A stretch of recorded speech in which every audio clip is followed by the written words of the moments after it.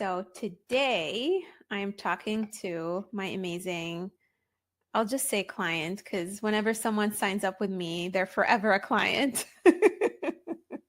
You have an amazing story and you went through an insane career transition. You had a lot of stuff going on outside of your career, but you still made it happen. Lots of grit.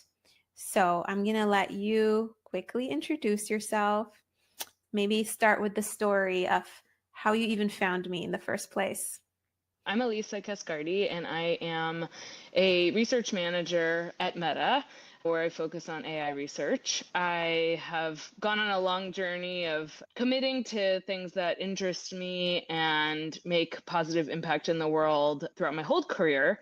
But just over the past year, was really interested in moving from the international development and humanitarian sector into tech and was looking for ways to do this. So I was actually on a beach in New Zealand, which is a terrible place to think about this sort of change. I really was looking for new adventures in my career. I wanted to dive deep into topics that really inspired me, be exposed to new challenges. And I had spent 12 years working in the nonprofit, academic, and space in international development and humanitarian work. I just wanted to make a change, but I wasn't sure exactly which direction I should go. And I was sitting on this beach and I was thinking, maybe I'll be a journalist, or maybe I'll be a nurse, or AI is really interesting. And I forced myself to start thinking seriously about it. Okay, so cool. That's maybe a goal of yours. Now, what are you going to do about it? And I was searching for resources and I found lots of career coaches. I found lots of websites. I found lots of podcasts. And I poked around on a few career coaches, had some one-on-ones, and none were really speaking to me. I think they were all focused on, I'll help you revamp your resume and ship it off. And I was thinking, I'm in a much different space. I'm in like life transition kind of place. I need something more holistic. And that's when I came across your podcast. And I remember listening to almost every single episode Oh my God. and thinking, whoa, she's saying everything that I need. Like, I have to talk to this woman. The content was just really valuable to me because it demystified tech, it demystified career transitions, and it was very specific to the personal journey that you go through when you're looking towards a career transition. Wow. And of all places, a beach. Reminds me of my story. Yeah, All I yeah, can think of was the beach after I quit over text. yeah. So you were in a headspace where you were not very happy with your career in general. What was like the pivotal moment or the trigger that made you realize this isn't a career that you wanted to continue in? I wouldn't say I was entirely unhappy. I was just excited for new challenges Yeah. and diving into new topics. And I worked in a space that could really drive a lot of burnout. And I had been burnt Mm. out in various ways because of how kind of draining and fast paced and challenging a lot of the issues are. And so I really wanted something where I could breathe a little bit. And so I really believed in a lot of the work I was doing and the people I was working with, but I just wanted a new, different challenge and a different scene and ecosystem to be a part of. Makes sense. And I love how nuanced you are. And I love the positivity that you always bring. Because some people, when they look at their career, it's black and white. Oh my God, it's awful. It's all bad. And looking at back at my own career, I feel the same way. It wasn't all bad. It wasn't necessarily that the people I was around were bad. It's just that sometimes you go through a growth period. Just like anything in life, your interests change, your values evolve, what you need at that time, whether it's more freedom, more work-life balance, changes. So that completely makes sense. So when we started working together, what did you feel? So you did share that one of the big things that you had to figure out was, I don't want to rush into building a resume or applying for jobs or putting myself out there unless I have more clarity in terms of what I want to do. So when we started working together, what did you feel was one of the most important tools that helped you get that clarity? Yeah, that's exactly right. I really wanted to feel like I had done my due diligence and investigated all the like little candles that I had burning in the back of my mind and thought through on various dimensions like how different career paths might fulfill me. And so I had come to you where at a point where I knew that I had put the journalism and the nursing thing off to the side and was really interested and intrigued by AI. I had really looked back and thought, wow, over the years I really have been working on developing and implementing AI in to help serve people and make the world a more just and equitable place. How do I translate this into a career? I have no idea what the next step is. I'm finding myself like very interested in reading news and articles and books about AI, but I don't know what it means to have a career in this space right now, especially when it's moving so quickly and things are changing very rapidly. And so that's where I think you helped me really understand the sorts of roles that are out there and to think through very critically what is it that I even like doing day to day in a job. And the best tool that I found that you helped me with was this MVP job description. So take some time and look at the job descriptions, pull them all in a bucket, and just highlight the top responsibilities or skill sets that you want to do and dump all the rest. And then put those in your MVP job description. And now that is your guiding document. That's your guiding job description. And you basically only apply or try to only apply to jobs that fit that job description and search for jobs that have those skills or responsibilities in them so you're getting closer to what your MVP role looks like. And I thought that was a really awesome way to help me get familiar with the roles that were out there and enable me to get clear on what it is that I actually like doing rather than the opposite, which I think I have typically been operating with, which is I'm just going to look at this thing. It kind of fits. Yeah, some of it. Okay, I'll go that direction. Today, I feel like maybe doing more of that sort of job. And tomorrow, I feel more like doing that sort of job and being a little haphazard rather than starting with my like North Star and going from there. Makes sense. So when you talked to me the first time, you were very surprised about how I literally made my entire end-to-end process transparent. It's all over the podcast. And you pretty much knew it before signing up. In fact, this MVP ideal job concept, I described it in my podcast episode. So, what made you decide to still want to work with me versus try this on your own? Yeah, I think it's good to have all the content there, but it's not the real implementation support that I think you need going through something like this. And that's where I knew, and I had tried in other times to poke around at new career pathways and try applying to new sectors, and always felt myself falling back into what I knew and what I felt comfortable in.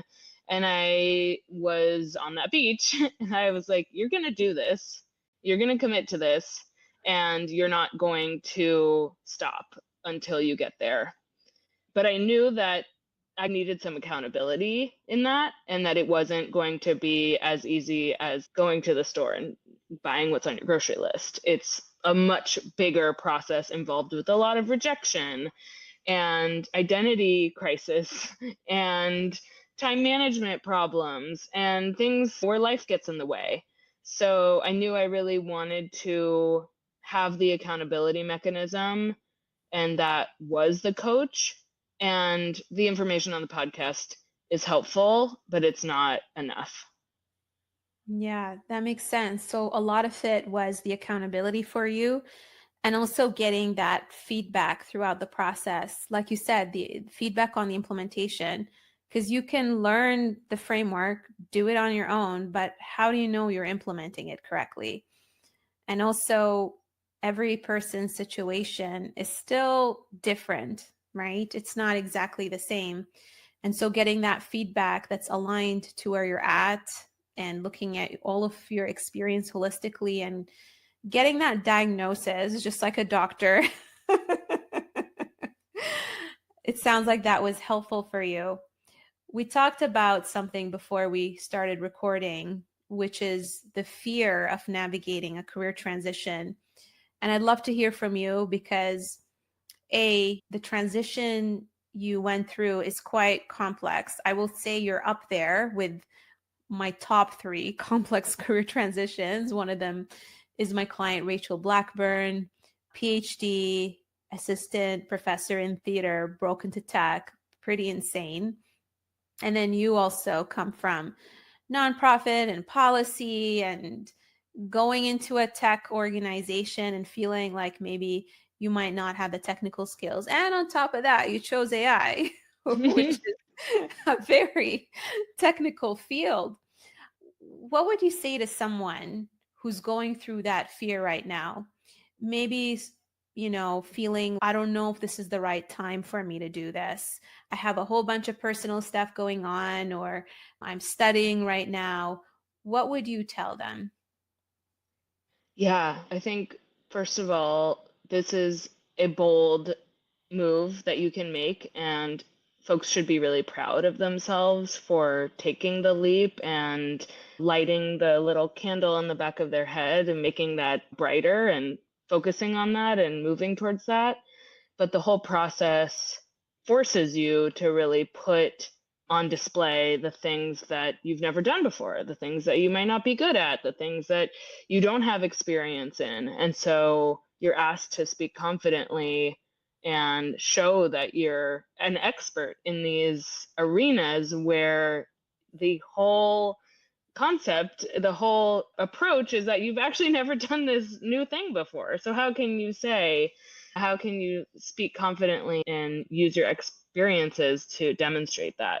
So the whole act of it all, the whole exercise is fear inducing. And I think it can be a big blocker, especially if you have a lot of other things going on in your life. That's a tough place to touch. That's a really scary place to go if you want to feel safe in your career and advance in your career. You're like telling yourself, hey, I'm going to jump off this cliff and I don't know what's going to happen. So you're putting yourself out there.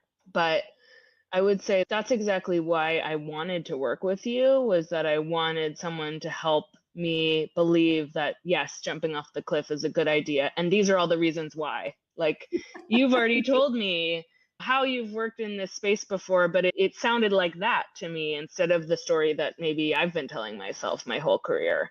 And so that was definitely one of the ways in which you supported me while I had a lot of other things going on in my life, was that you were there to say, no, this is possible, even though it's a very scary endeavor. Yeah, that makes sense. And something that you've shared with me is that this exercise helped you realize all the new things that you could be doing. Because sometimes people believe that they don't have that much to offer. And then through the exercise, they realize they have a lot more than they thought. And maybe because they were inside the jar, they didn't realize all their gifts. And they also don't know what the possibilities are out there because all they know is what they know. And I'd say I was in that position myself because I wasn't always a career coach all my life. And I learned a lot of the roles and possibilities out there just from helping more than 1,000 people and learning from over 1,000 people myself. So it sounds like what that did was build your confidence. Yeah, yeah. The thing that I've walked away from this part of it, which I think is storytelling and really thinking critically about what you've worked on and what your expertise looks like is about moving your mindset away from that narrative that you've had of your career the whole time you've been in your career, which is, I do this, I work in this sector, I've worked on these projects. And you've built that resume in your mind for your whole career. And then you go to talk to someone new who's in this new sector or in this new industry or with a new hiring for a new role, and you still have that rote memorized story about yourself, and it's really valuable. Like I don't think it's bad to, this is a good thing, you've worked so hard to build up this story, but you need to be telling someone a new story. And Yeah. so you have to find that story within you and within your experiences. And I think that's where you helped me. And I call it like shape shifting, but it's not like in a negative way that you're putting on this front or this show. It's really about, okay, yes, you worked on that, but we're going to flip it upside down, look at that one aspect of how you worked on that, with whom, for what objectives, and talk about that instead of some of the other aspects that maybe you've been focusing on and shining a light on for so many years. So that was really helpful. And I think that is a new concept that I have, or experience that I have now, to demonstrate moving forward, even in my career now, like at work, thinking about, wait, what story do I want to tell about my impact Mm. or my successes? And do I want to tell it like that, or am I going to focus on this other part that someone might want to hear about? And both stories have different value. One is good for me, and maybe one is good for my boss, right? So, yeah. Yeah. It's definitely a great skill to have, a life skill to know how to communicate the right message that aligns with what someone is looking for in terms of information. They may have a question that they want to answer, and knowing their intention behind that question and what would be valuable for them to learn, having that skill to be able to understand that and tailor your messaging to their needs is an incredible skill. A lot of it, how I learned it, is honestly comes from my product background and how we build Mm. products, Mm. learning more about empathy, learning about how at the end of the day, it doesn't matter what you think is actually cool in a product, right? Because someone else may not value that feature, may not have that need. And so we need to build that empathy in terms of learning what people are interested in and tailoring our messages to them versus trying to overwhelm them with all kinds of things that they may not care about. So that's a really good insight that you share. Did you ever feel while we were working together rushed into making a decision? I know that a lot of people think that when they work with me, they have to immediately make that career change, Mm. or they might have to Mm. decide on a role that they don't want to do because not everyone is ready, right? A lot of it Mhm. is, let's first get that clarity. We don't have to implement that strategy or execute it. What are your thoughts on that? I wanted things to happen really quickly. I wanted, okay, this is going to take me 3 months, and it took me 8. And I think now that that's still a really great timeline for such a Yeah. big change I made. But I walked into it going 3 to 6 months. That's just how it'll be. No big deal. And meanwhile, the economy is imploding and like wars are being started and whole sectors are exploding. So I think what I came to find out was that your support in the process gave me tools that I could use beyond this specific time in my life for this specific goal, and that I could basically take all of this and use it again. Like I never felt pressured into making a decision. In fact, I think when I came up with maybe one MVP job description or one role that I wanted to work on, as I kept looking and seeing new job descriptions, I thought, oh, wait, maybe I like this too. And you said, okay, great. Let's make a second MVP job. That's actually pretty different and separate, but You seem to want to go there. Why should I stop you? You had no interest in holding me back. And I could use the same tools that you had taught me to apply to this new direction that I might want to take. I think one area that you did support me in, and that may be perceived as pushing, is you got to get out there and try. Until you tell someone your story, until you get on the phone and do an interview, say it with the folks in the room.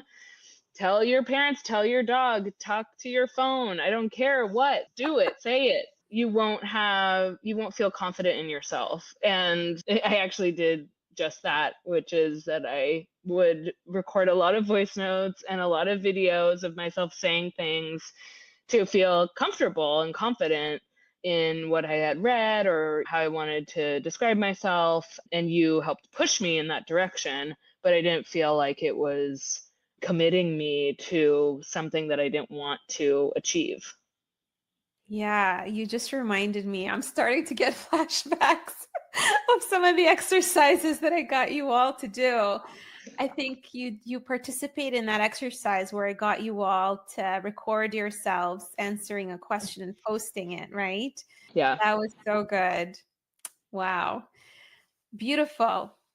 I think, okay, so here's a question. What do you feel is the mindset that people need to adopt in order for them to be successful in this journey? For you specifically, if you could share a few tips and things that you encouraged yourself to adopt in order to get through this, because it wasn't all sunshine and rainbows. There were some tough moments. Yeah. I think the first thing was I really like mantras and finding the things that help me believe in myself. One of those was like, it's not about when, it's not about if, it's about when. Yeah. That was one. And another one was, I tell this to myself a lot, and I don't think I've told this to anyone else, but I have a playlist that's called this.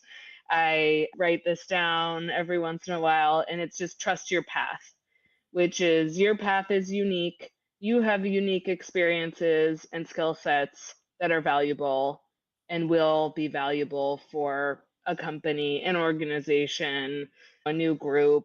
And you have to trust that your experiences and your expertise and your skill sets are enough. Yeah, you may need to learn some more. You may need to take on a new project or volunteer. I don't believe that I could be a neurosurgeon tomorrow, but I can trust that where I am at today can enable me to take that next leap to go apply to med school or take the next leap to get there, and that I'm enough where I'm at to make the next step and take whatever little next step I need to do to put me on that path. So I think it's not about if, it's about when, and then trusting in my experiences and expertise and skill sets, trusting my path was important. I did invest in learning a lot in this about the new sector that I'm in. I read a lot. I joined a lot of open pro bono volunteer groups. I took courses. I did a lot. I was also really interested in it. So I did a lot of my own self-directed learning, but I didn't feel like I had to go get a second master's. I didn't feel Yeah. like I had to wait to get a PhD. I felt like I have all of the experience for my role, and that can translate well as long as I understand this technology, the sector, and the ecosystem a bit better. Yeah. And you shared with me, like at the beginning, how you were a little bit worried about your technical skills. Because at the end of the day, let's face it, it is a pretty big deal to get an interview with a big tech organization. What would you say was helpful for you to overcome basically that feeling of maybe my technical skills are not enough? Actually, most helpful thing there was relying on folks that I knew who were in the space to give me a sense of what they're working on Mhm. and what their role looks like. So I had some really awesome colleagues and contacts who spent some time with me explaining more detail what their day-to-day looks like and helped me feel like, oh, okay, actually, yes, I have done that work. Like, I do know how to do that. I've done this before. And also help shine lights on some areas where, okay, maybe I don't know all the ins and outs of this one particular space or this part of the AI technology or whatever it is, but at least I know what I don't know. And I do Mhm. know what I do know now because I've reached out and tried to understand very deeply what these roles look like instead of glossing over. I have just no idea. This is so foreign to me. It's getting very specific and leaning on folks who reaching out to folks. I cold called people. I wrote LinkedIn messages to people I had no business writing direct messages to, and some of them replied. And old colleagues from 10 years ago were, oh, okay, I'm newly interested in this. Would you be willing to chat with me for 15 minutes? And just getting over that hurdle to ask for help and ask for some time to chat. And I was really surprised and grateful for all of the folks who actually took the time to help me out and help me understand what I knew and also help me understand what I didn't know. Yeah. What I'll say is that you had this great mindset of once you set your mind on this is my goal, I'm going to do this. You weren't afraid of being rejected. You weren't afraid of failure. Obviously, the work we did brought in a lot of the confidence because now you knew that you brought something to the table and you also knew how to frame the conversation for people to actually realize, wow, it's worth my time talking to her because a lot of her stories and what she's done is valuable, and the conversation from what we talked about and what you described were more organic and not salesy, where you were just going at them with, hey, can you do me a favor, can you refer me to this role? Yeah. Yeah, I think you and I also talked about approaching things from a consulting way because you also have been a consultant, and seeing how you can bring in value to the conversations with hiring managers that you would be having a, what is it called, an informational interview with. So that definitely created that rapport, and also if it wasn't a fit, at least you learned from it, Yeah. right? And then the other thing I wanted to say, the dangerous thing that people fall into is they forget that in an organization you're not supposed to have all the answer. You're supposed to complement a team, right? And so that's another thing that we talked about. The reason you are a fit for the role that you're in is because they weren't necessarily looking for someone who's extremely technical. They were looking for someone who had mastery in another area like policy. And you knew that inside out. So figuring out that area of mastery helped you communicate that value proposition versus getting hung up on, I know everything, I don't tick all the boxes, when in fact, maybe that's not a box that they're looking for you to tick. Yeah. It's interesting. Yeah. Yeah. That was definitely something that back to your point about like having these conversations and sharing your value and kind of all of the conversations that I had, I didn't realize that I was doing it in my consulting conversations and that I didn't realize that I should do it in these conversations and that every opportunity that you have to speak with a like prospective employer or someone that is a colleague or a potential colleague, that you can say, wow, that's a really interesting thing that you're working on. Have you thought of this? Or I thought this could be helpful or useful in your work. Or I saw this and I read about this. How might that apply? I was thinking that it could apply this way. Bringing something to the table in these smaller conversations demonstrates that you're an active contributor and you will come up with good ideas. Even, or if they don't work, you'll come up with some enough ideas and you'll try. And so I remember having a few informational interviews or just like virtual coffee chats with people that I had never met before. And I would look at their profile and then I would remember, oh, I read something about that. That I might connect to what they're working on. And I wonder if they're leveraging this new technology or method or whatever. And I would bring it up and they would say, oh, wow, interesting. Or, yeah, no, we're not. That's a really good point. And it was a much more proactive conversation than, hey, tell me about your day. How do you get hired? What's the interview process like? It's like we're talking about the meat, the real meat in the sandwich. Like it's a fun conversation. It actually makes it way more fun. So I really appreciated your attention towards that. So it lended a lot of color to it. I did have one in an informational interview that lended a lot of color to the interview itself because I had already had a really good first conversation with someone via LinkedIn, like hiring manager via LinkedIn. I thought that was really valuable. Yeah. I forget what the second question was about. No, that's good. So much to unpack. Yeah. That's really good. So it sounds like identifying your career sweet spot and not just going off and researching companies and making lists or even learning my framework on its own and applying it on your own, but just working with someone who really helps you see your gifts, your hidden gifts, and connect the dots in terms of what's out there. Because the implementation, it's like a patient learning a doctor's framework and trying to implement it themselves.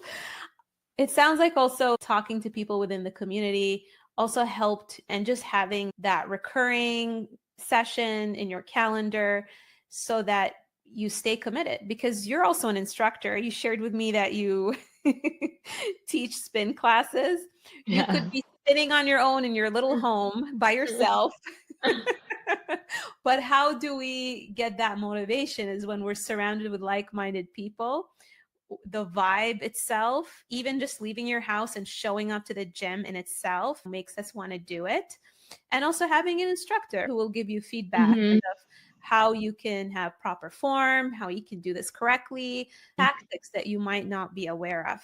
So I love that insight that you shared. And the storytelling, it sounds like that has not only just helped you with your career, but or rather landing the role, but even when you're in the workplace, communicating with your boss, doing presentations, understanding what story to bring in and what angle to go with in order to influence. And then lastly, we talked about the mindset, the importance of having grit, the importance of not fearing rejection. You won't know unless you try. Those are amazing insights.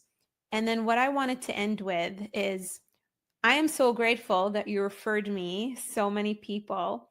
And those people come from different backgrounds and levels up to the executive level. What made you feel like my guidance would help those people from different backgrounds and different situations? Yeah, I think that working with you helped me focus. I think I had been in the past and could very well get distracted and confused, and it can be very chaotic. And I think working with you helped me focus on a goal and provide a methodology of how to move forward and provide that community that helped me understand I'm not the only one doing this. Lots of people are trying to do this. I'm not alone. And I'm also definitely not alone, which means I need to do a good job and explain myself well and commit to this because other people are trying hard too. And they're my competition. In some ways, it's like you need to level up to the competition too. And I think you had some really good insight as to even at the end with negotiating my salary package was helpful because it helped demystify what the competition is asking for example. I think that really it was about focus, method, and then the support in committing and believing in myself and moving forward. That really helped me and I think is valuable and other folks should should really consider it if they are willing to jump off the cliff and do something scary but awesome. Amazing. Thank you so much, Elise.